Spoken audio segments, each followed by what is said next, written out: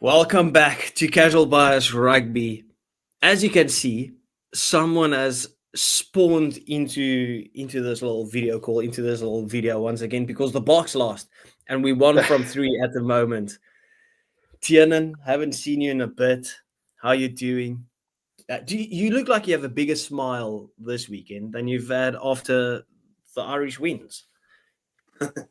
I'll tell you, I'm not having any joy in Springboks news. I'm just so happy to be here. Yeah, there's just some joy about the silence in my comment sections after Springboks news. It's like I just don't have to deal with them for once. And they're still in there actually, so no, they're actually not gone. But yeah, well, we'll always back our team, right? Like we'll always back the team. Jake, how was your weekend? How did you feel after this weekend's results in the Rugby Championship? Yeah, it was good. It was busy. I watched the 2 Rugby Championship games. I watched the Argentina one delayed because I didn't get up for it. And then I went to Brighton for the England women's game. So yeah, busy Saturday. Good weekend. Yeah. So in this video, we'll obviously be covering New Zealand, South Africa in the Rugby Championship, Eden Park test, massive one. We'll quickly have a discussion surrounding the squad that got announced this morning for the second test against New Zealand. We have to speak a bit about the Women's World Cup. That's obviously getting into the business end of the tournament now as well. And then finally, we'll also talk about Australia versus Argentina. So if you're just fans like us that just like talking a bit of shit when it comes to rugby, please do remember to hit that like and subscribe button. Eden Park test, boys. Eden Park stays a fortress, 51 games unbeaten now. And you just got to give it to the All Blacks. I know there's a lot of people that's been talking about the ref and stuff. I'm not going to blame the ref by any stretch of the imagination. I thought the All Blacks were just the better team on the day. And especially in that first half.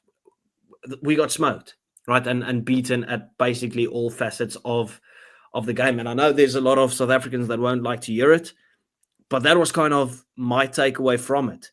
Jake, do you share the same sentiment, or do you hear what some South Africans might say in terms of the ref should be blamed? No, I think the ref played quite well. Well, not quite played quite well, but, refed it well. I think the All Blacks were just mostly better, especially the first half, as you said. Well, I would say, to be fair, the first 2 tries they get are from some Springbok mistakes or that sort of thing, the knock on in the first seconds or minute, which gives them the field position. And then that crazy Bowden Barrett 50-22 gives them the field position for the second. So there's like kind of magical moments of magic just sort of put the Springboks on the back foot. And then in the first half, you can catch a bloody line out or not give away a free kick to have an attacking opportunity. So that just really hurt you in the first half. Yeah, no, it was crazy, right? And ill discipline, in my opinion, was the big thing that cost us, right? The way that I sum up that game was obviously New Zealand did well to capitalize on the mistakes that we made, right? You look at the first 2 tries, right? You can only play what's in front of you, right? Like we make a mistake, they capitalize on the mistake, they score 14 points, and you can't give New Zealand a 14-point head start.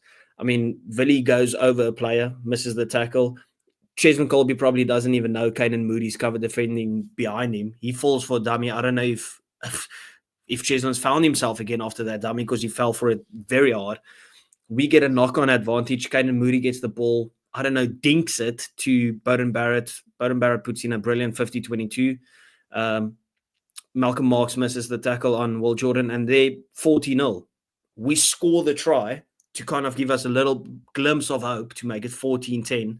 And from the kickoff, Laurie Jager tackles Kwagga Smith, right?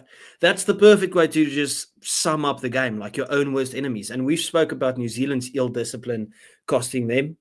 Ill discipline cost us this time. If you want to blame a ref, we had 80 minutes to win that game. And we just didn't pitch up. We gave ourselves 40 minutes, and that's just not enough. Tiernan, what was your main takeaways from that game? Tiernan, you muted. The Springboks did exactly what you don't want to do in Eden Park, and not to give up 2 scores before you scored anything. So on everything, like they would just put themselves at a massive disadvantage. They didn't wake up at the start of the game, and it cost them. I think they could have got the game won as much as I love to diss the Springboks, but I think from the start. The All Blacks were dominant. They did everything they needed to do, and the Springboks' own mistakes really did cost them. Yeah, like the opportunity was there to win the game. I want to run a question by you, Jake. When there was a minute and a half left in the game, and I haven't seen a lot of people talk about it, but it's stuck in my head, right? You've got the opportunity of making history at winning at Eden Park because the Boks were still kind of in the game, right? 7 points behind, a minute and a half left, get a penalty right in front of the post, and we kick for touch. I'm screaming at my TV because that's where the All Blacks ill discipline started coming in that last 10 minutes where we really put the pressure on, whether it was desperation or whatever, right? We started putting pressure on. I'm thinking, take the 3 points, right? Because there's a guaranteed restart after it again. Then it's 24-20 and back yourself to go and score the try. Because if you kick for touch with a minute and a half left, you're not getting over the try line in time to have a restart again and then winning the game. So the most that you can play for is a draw from that point. Am I the only one that's thinking that would have made more sense to just grow some balls and approach it like that? Or do you think it was probably the sensible move to kick for touch, even though we only made it until like 15, 20 meters out? Yeah, I don't know. You just don't have that Wallaby dog in you, really.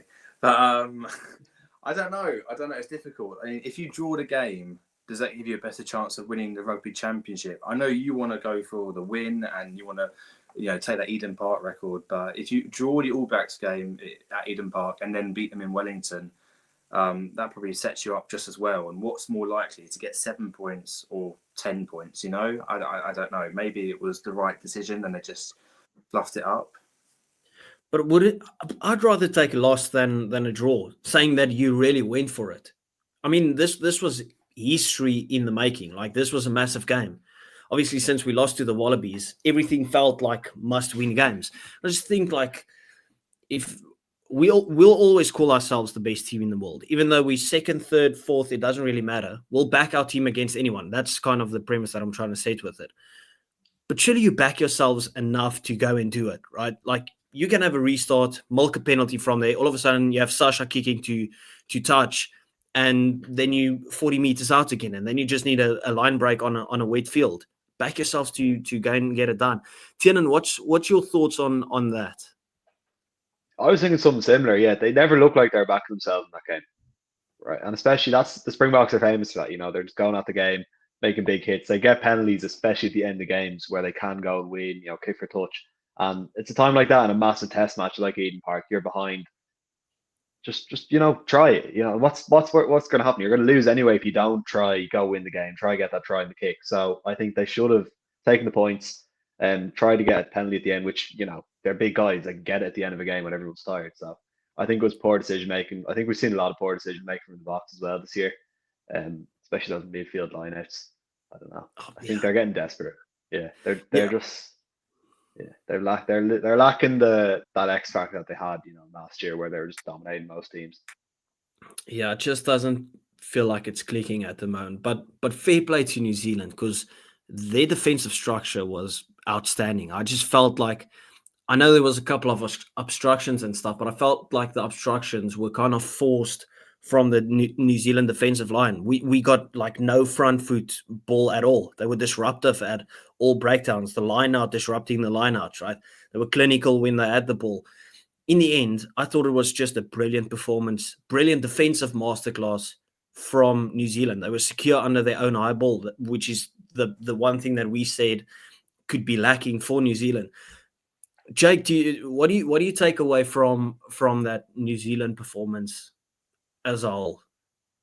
I mean, yeah, I think definitely what you just said there at the end, the high ball thing, that was a big thing we were doubting about them. And Narawa, they bring him in to deal with that, gets like injured within 3-4 minutes. But Damien McKenzie comes in at fullback, and I thought he was like unreal all game. Proctor had probably his best game in an All Blacks jersey so far. And then just some of the forwards really stood up, like Tupou Vai, not like a huge experienced player, and he does really good. Simon Parker was his second game, he did good. And then obviously Sarvea at the end was awesome. Scott Barrett, a lot of people questioned him. Yeah, he was great. Yeah, Scott Barrett was probably one of the top picks for man of the match. Who got man of the match? I think it was Sarvea. I think. So, Okay, yeah, fair enough. I mean, we when was it, like a week, 2 weeks ago, that we spoke about the New Zealand pundits talking about how they play the boring brand of rugby at the moment. And well, the boring brand of rugby is what won them this game, right? Yeah. Defensive masterclass, kicking masterclass, and got the job done. Do you moan about beating the Springboks by playing some boring rugby? Probably not, right? No. Why would anyone, complain about boring rugby? That was a crazy test match. Yeah, yeah. That was intense. Tiernan, you have anything to add to that? not really. No, yeah, they got the job done. I think the New Zealand pundits need to stop going on about that. How we play boring rugby thing at the moment. Like, lads, you're winning games. They're never happy. Yeah, So, no, it's a bit crazy. Tiernan, I literally right before we hopped on, I saw you talking about the Springboks that's kind of got this feeling that it's inevitable that they're falling off. What do you reckon could be the reason to that?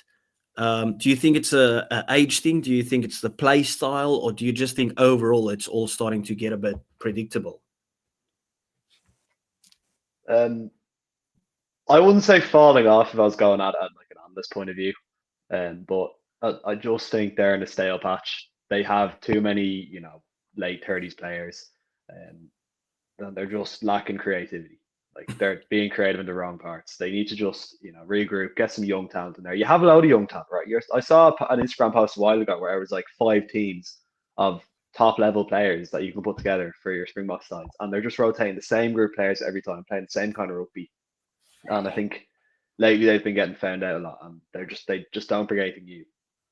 So what Yeah. I'd do if I was Rassi, like, obviously you kind of really have to win every game now if you want to have a chance in the Rugby Championship. But in November, get some younger players in and just rebuild. You've got a World Cup in 2 years. Everyone should be doing it at this stage. Just get your young players in, get them experience. I think the worst thing now they can do is just, stick with your Chess and Colbys, see Khaleesi's, Ebenet's best. You have to get young talent in to replace these X Factor players, because they will be gone in 3 years and you're going to have no one to back them up.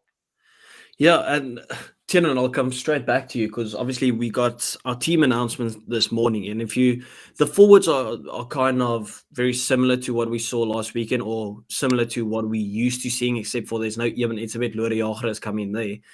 But if you look at the back line, that's mostly the young talent that we've always kind of been referring to. Some of them playing a bit out of position, maybe.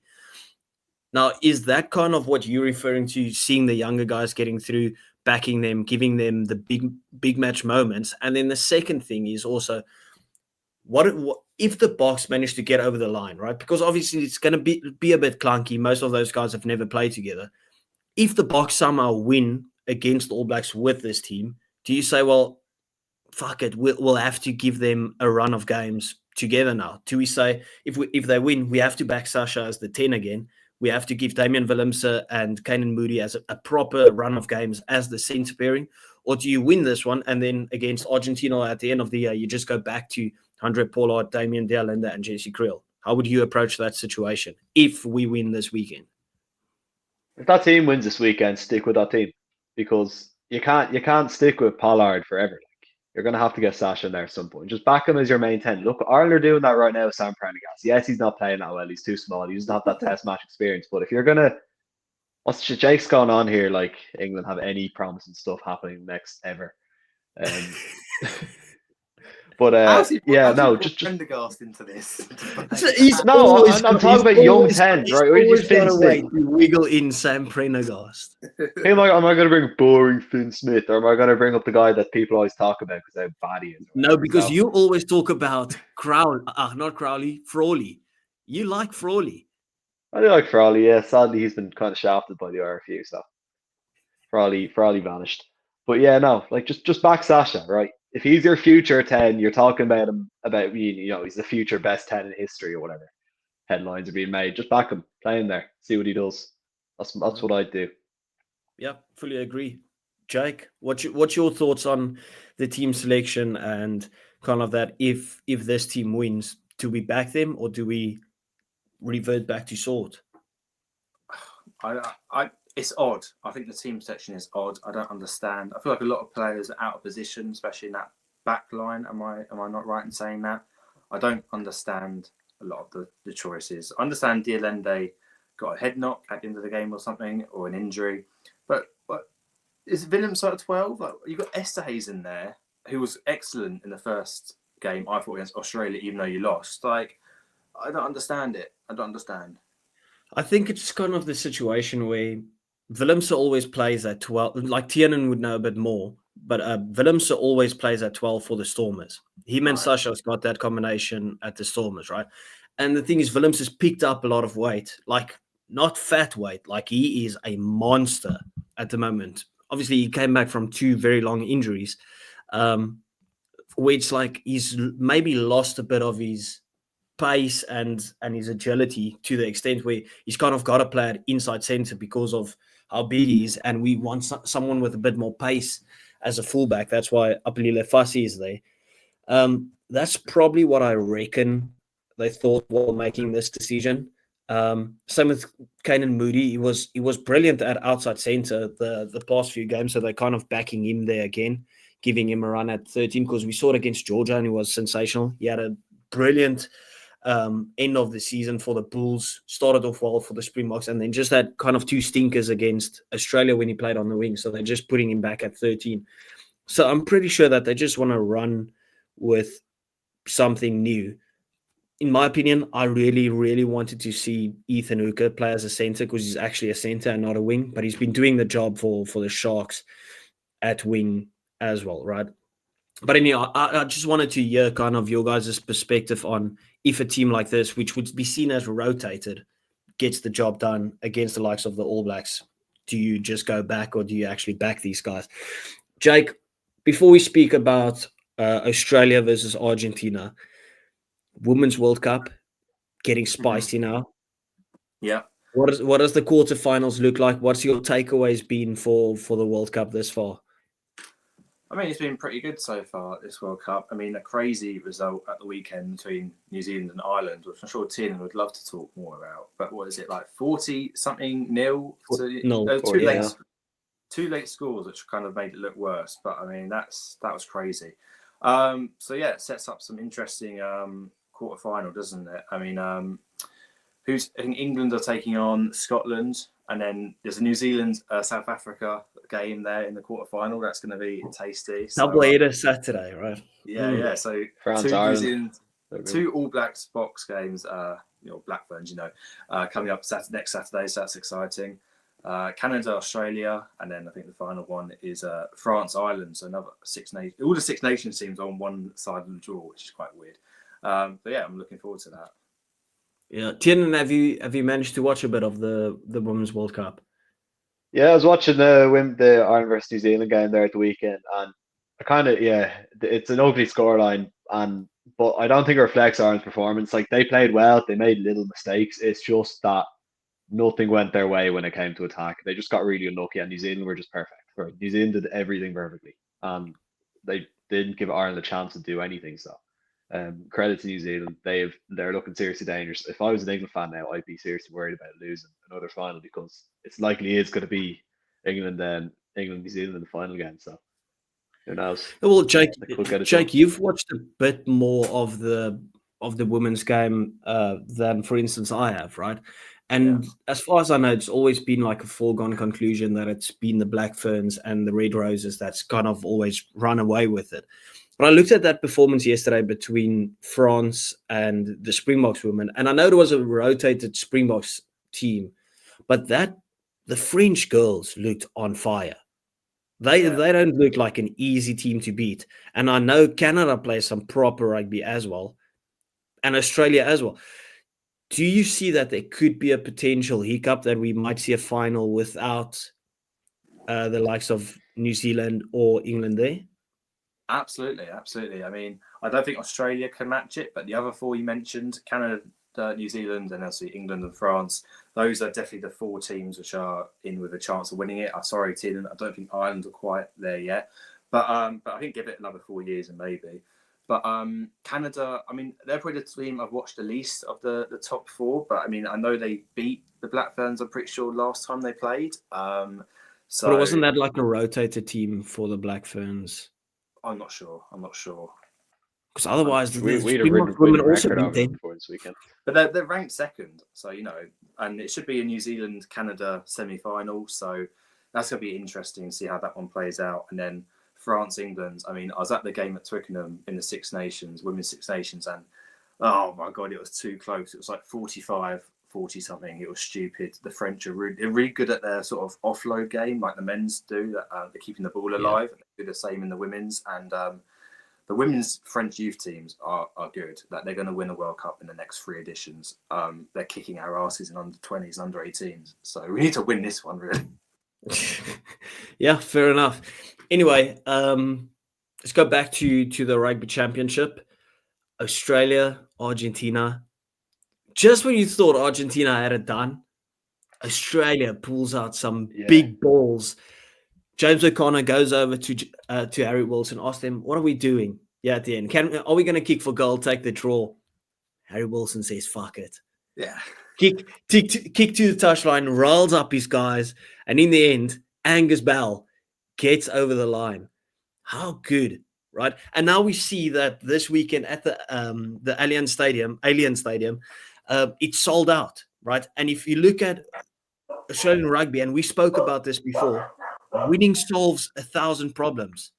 And all of a sudden, we're sitting with Australia in a very strong position again.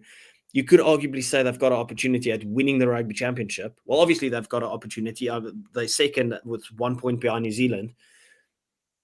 What's our thought, Tiernan? What's your thoughts on the growth of the Australian rugby? Because obviously, like a few seasons ago, I'm not saying you were wrong for it, but you've been harsh on Australia. But do you like seeing the growth that's been taking place in Australia, especially building up into their 2027 World Cup? Absolutely, they're the most exciting team to watch in rugby at the moment by some distance. Just stuff like that, just winning games at last minute. They did it last year against England as well.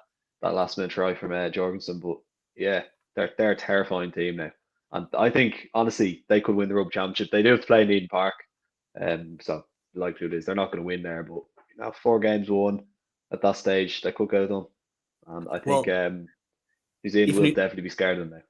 If New Zealand manages to lose to South Africa, right, and Australia beats Argentina, Australia kind of just needs to win one against New Zealand, so they can lose the Eden Park test and then focus on that on the last one. I'm not sure which one's the Eden Park one.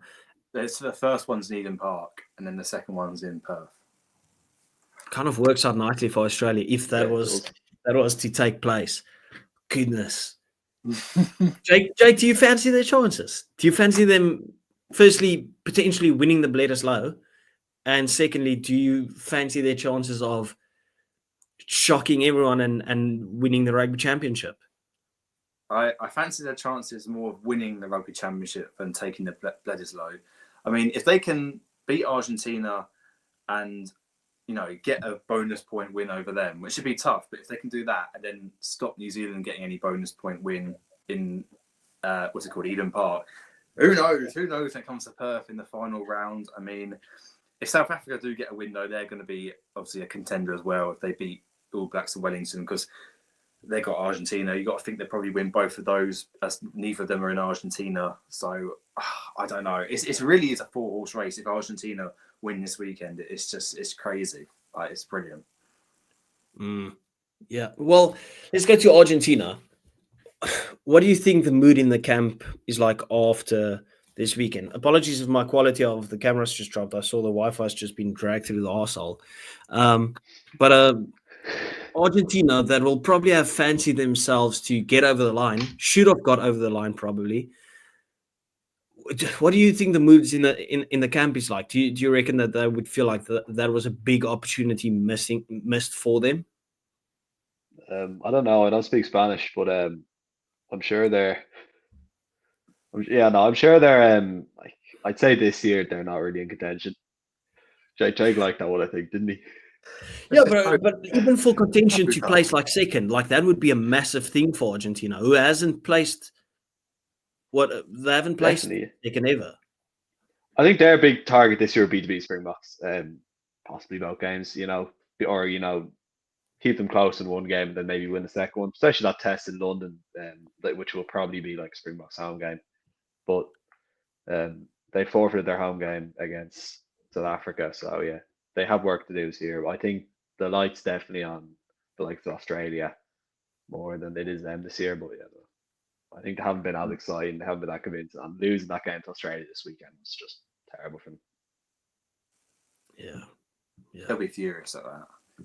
They were 20 points up, whatever, 15, 14 points up. Like, that's crazy for them to let that go because they're better than that.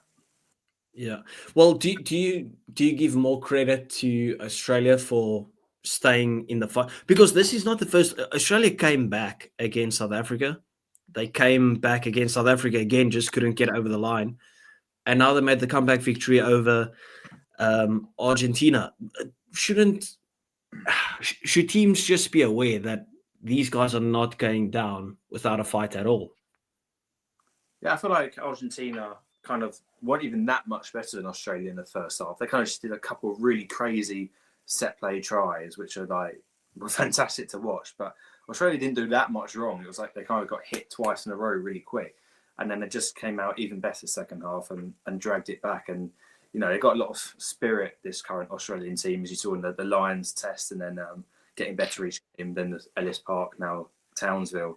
But yeah, I don't know. Argentina, they'll still be annoyed, but I think you've got to give it to Australia there.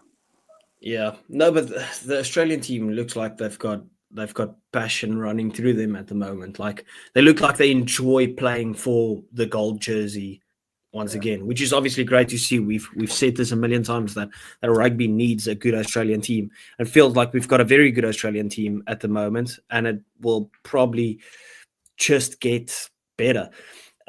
Just a final point, Tiernan and then Jake. We've reached the official halfway point of the Rugby Championship.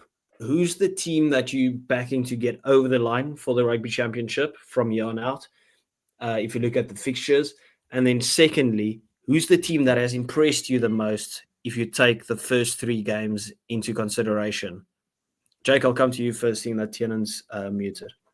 I'd say the team most likely to win is still going to be New Zealand, especially with that, in my opinion, dodgy Springbok lineup they put out. I think that's definitely going to put New Zealand as favourites.